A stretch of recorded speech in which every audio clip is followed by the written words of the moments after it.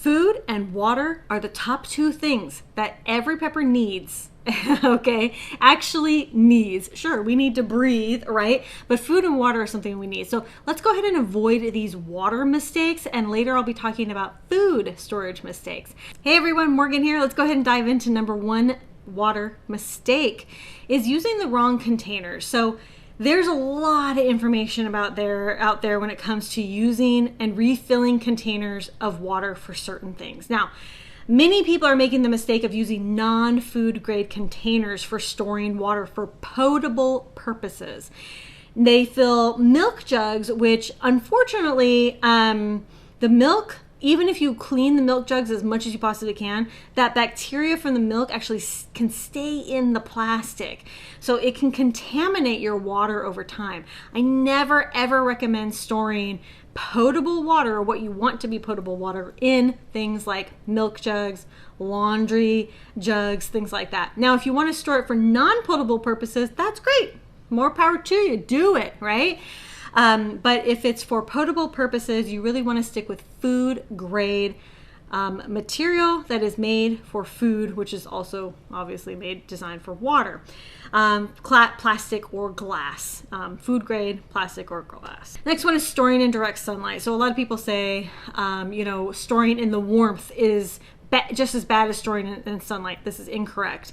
Storing it in sunlight is what is going to get you in trouble. Storing it in warmth, warm water, who cares about warm water? You can still, warm water will last a long time. Trust me, I know.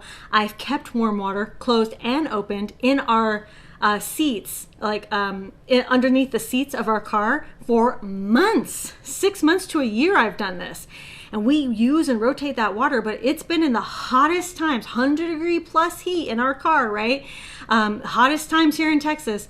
Been perfectly fine. The warmth is not what you have to worry about. Yes, you need to rotate more often, but it is storing it in direct sunlight, which is the mistake. So like if you have a rain barrel bucket or something like that, that is clear or white or something like that, that is kept when outside in direct sunlight, that's where you're going to run into trouble, because it will start growing algae and stuff over time.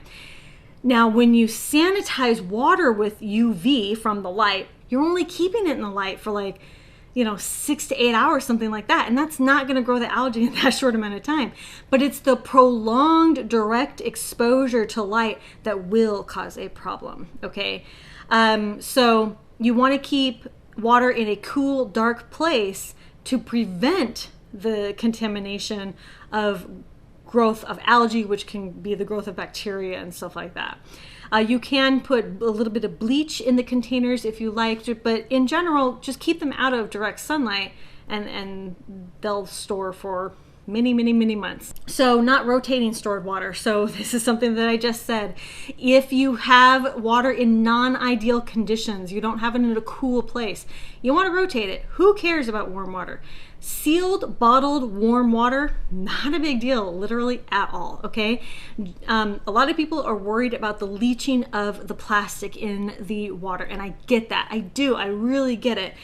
But if you're rotating it every 6 to 12 months, it's really easy, and you can easily rotate it.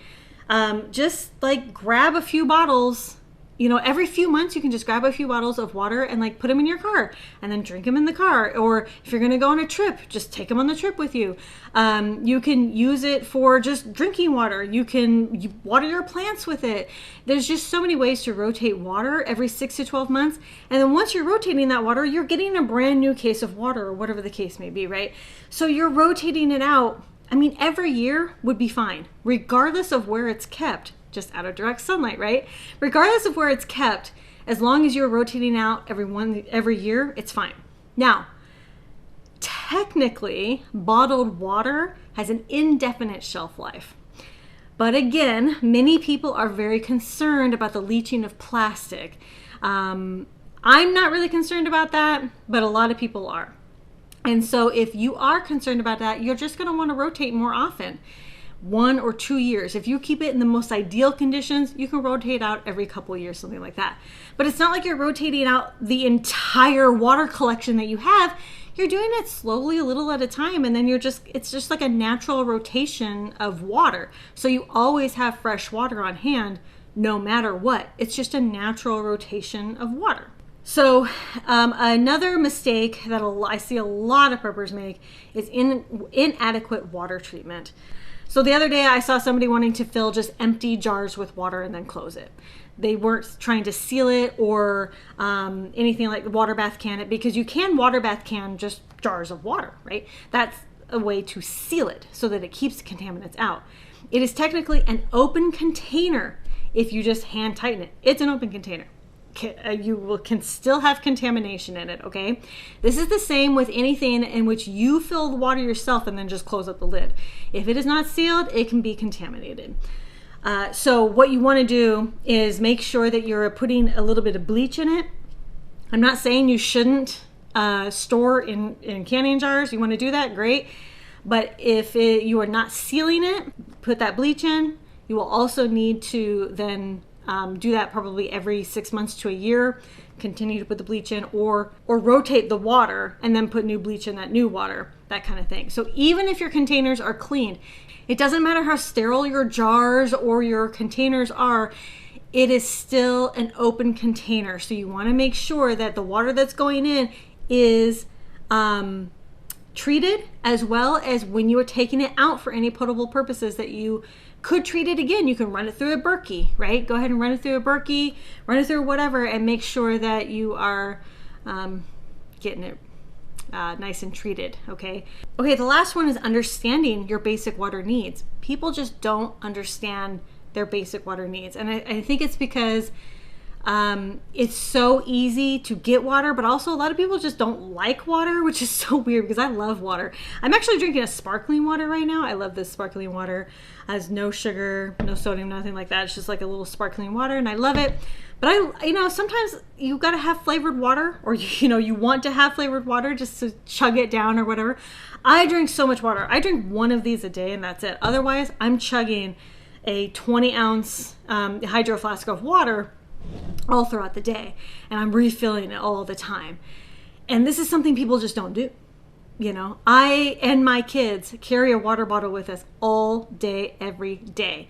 It never leaves home, or I never leave home without it, and it's always by my side within arm's reach so that I can always have water. You need to be sipping water throughout the day. If you really calculate it out, each person should be drinking about a gallon a day. And that's a healthy amount of water. Now, drinking slightly less is okay, but you may need more if you are working out. If it's the summer, right? Even in the winter, you need extra water. Okay, like it's not just because it's not hot anymore, I don't need more water. No, your body still needs water every day, all day. Okay, so that's 1 gallon of drinking water alone that you will need, and then you will need another gallon just for sanitization, cleaning, whatever else, okay, any other household needs. I did an experiment recently where I wanted to see how far 1 gallon could go. So 1 gallon is enough? It is not. 1 gallon a day per person is not enough. And this scares a lot of people because they don't understand, well, how am I supposed to store that much? 2 gallons per person per day? It does add up, absolutely. And you can't forget about your pets. You can't forget about livestock.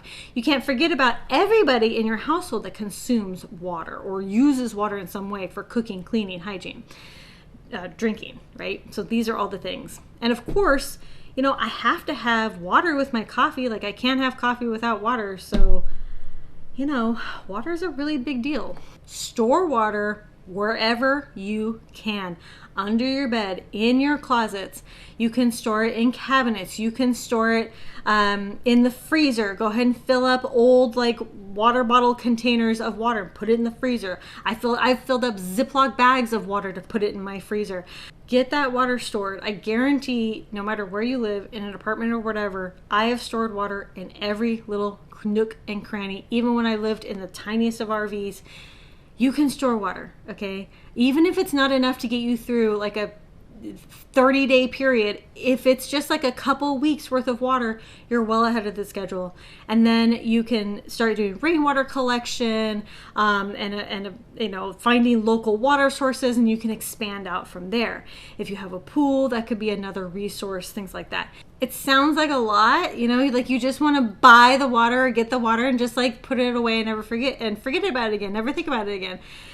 But I guarantee you are going to want to make sure that your water is as safe to consume and as easy to consume as your food, right? Because this is stuff we rely on. So if you don't make these mistakes, then you're going to be golden and you're going to be like the best prepper ever. And I got you, okay? So I did make a little checklist down below in a link. If you click the link down below in the description, you will see my checklist. Thank you all so much for watching Conquer Tomorrow by Preparing Today. Bye-bye.